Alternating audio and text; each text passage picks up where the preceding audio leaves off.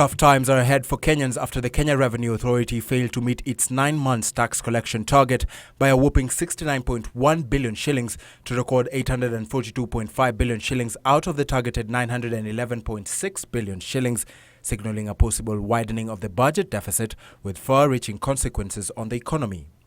KRA Commissioner General Njiraini, however, says the authority is on course to achieving its full-year target in the next 3 months, having recorded significant revenue collections in both domestic taxes and excise duty on imports. We have reformed the excise law. And we had big issues about the excise law and the cigarettes.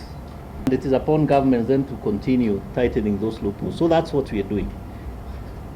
We did it with the VAT law. We've done it with the excise law.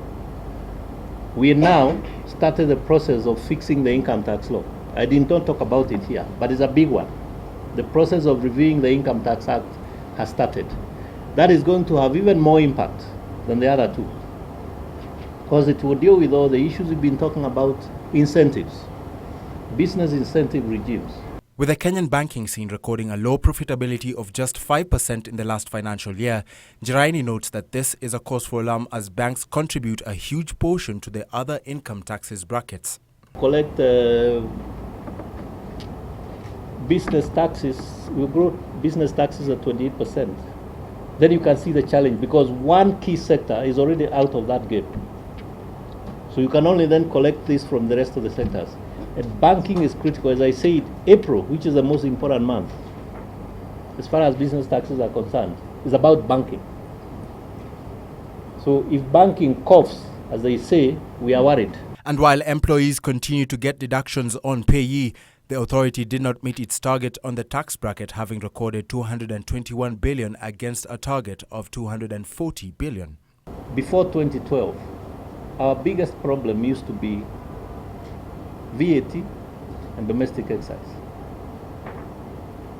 And our successes were in the income taxes. So we used to do very strongly with pay-as-you-earn and corporation tax.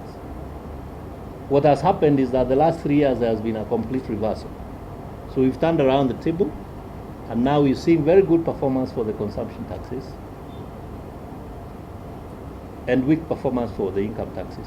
KRA is developing a mobile phone application that will be operational by June this year, which would allow users to check if consumer goods are tax compliant. This is in addition to televerging local bank customer bases to get financial information on clients to ensure that they are tax compliant. As an institution, even today, we are entitled to acquire information from anyone, including banks. So we can ask for information regarding your bank account and you get it.